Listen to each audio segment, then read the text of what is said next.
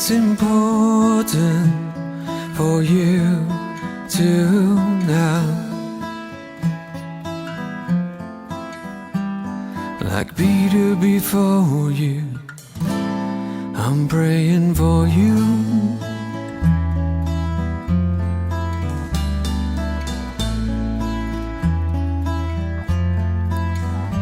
It's important for you to grow,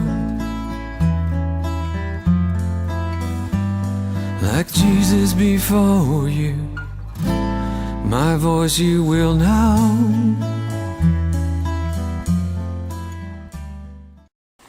Hi, I'm Patrick Marika here, and once again we welcome you and thank you so much for your interest in the Walk Applied.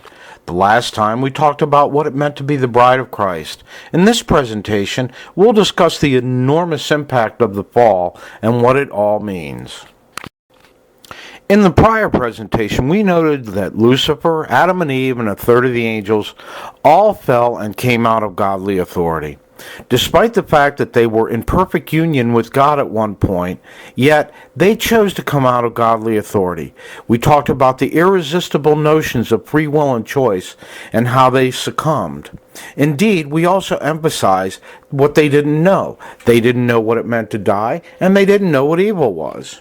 Now, one of the things that we have to consider, especially when it comes to choice, is that God never demands that we love Him.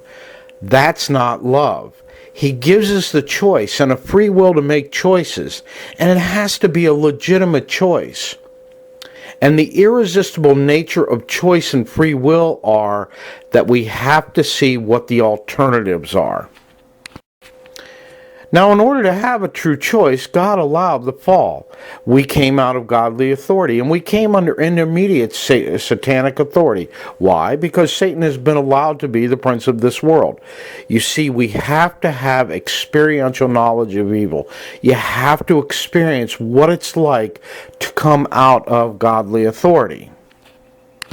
And God, in His great wisdom, allows us to experience what it truly means to come out of godly authority. And we have to experience evil to its fullest extent. We're not going to be shielded from evil, the most brutal and horrific forms of evil. Jeremiah 17:9 says the human heart is desperately wicked. How true that is. Now, before we talk about the fall, let's talk about sin for just a moment. Let's have an understanding. Sin is both an act and a process.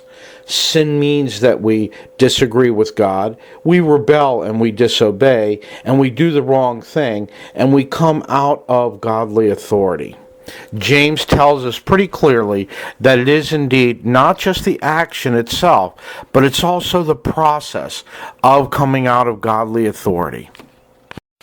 Now let's discuss the fall, and we know that the results of the fall were, we died as a spiritual being, according to Genesis 2:17.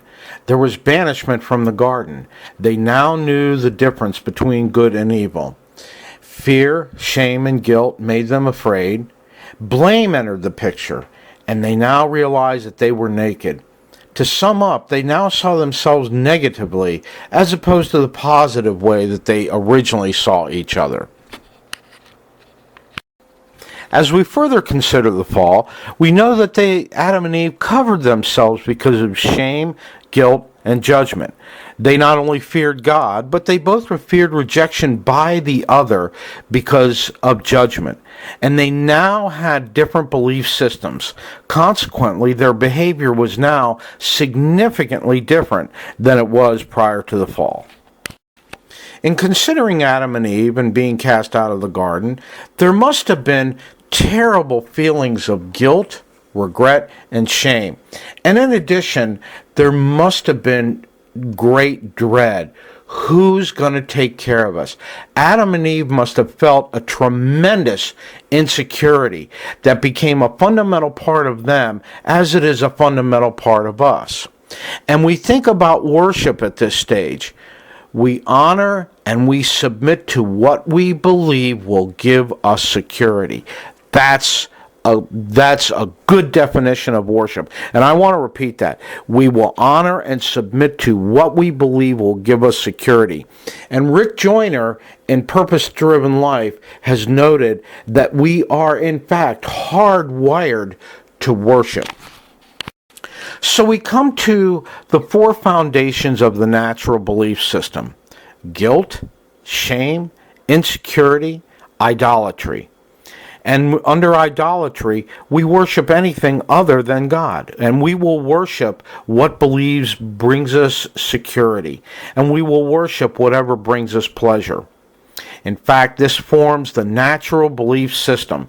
It's the foundational layer of the sinful natural flesh. Now, at this stage, I want to quote Tim Keller, who in a fabulous sermon talked about shame and guilt. And he says some very ponderous and profound things. He says, we were created in the image of God. We know we fell. We know deep inside there is something wrong with us. Indeed, we know we owe. Keller continues. He talks about guilt being our conviction that we know we did the wrong thing. We know we owe Him. We know we owe God.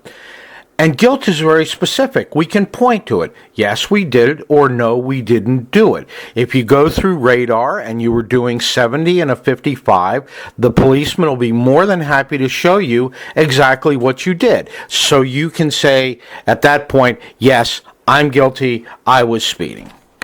Keller further goes on to discuss shame. And shame is that regret we feel when we realize, we absorb the realization of what we've done. But shame is not like guilt. It's more like smoke. It's not specific. You can't really pin it down. And yet it's very, very difficult to erase.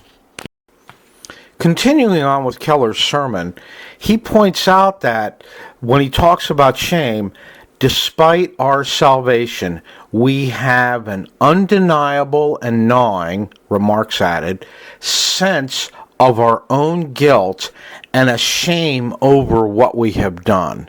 We know we're guilty, and we have this incredible level of shame regarding it, and it's in the deepest fabric of our being. So when we address the topics of guilt and shame, guilt, we're made in God's image. We innately know we offended God. We know we're guilty. We know we wronged God. Now, the awesome thing about Jesus was, and is, this all got resolved at the cross. He paid the price. He paid the penalty. And we can accept the resolution of our guilt. We can process that we're forgiven. We can look at the resurrection. That's our receipt that says it's paid for. It's done.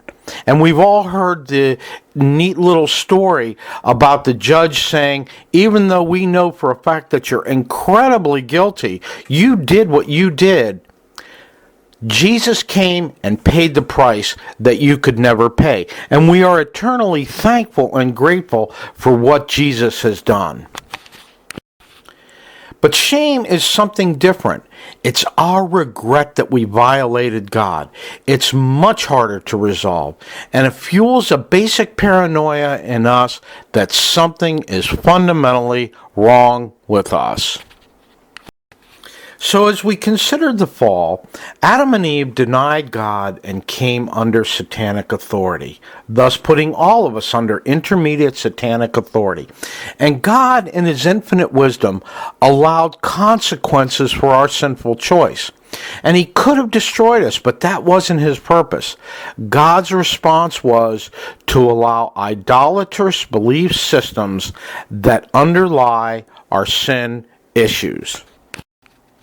Next time, we'll look further at the enormous and profound implications of the fall.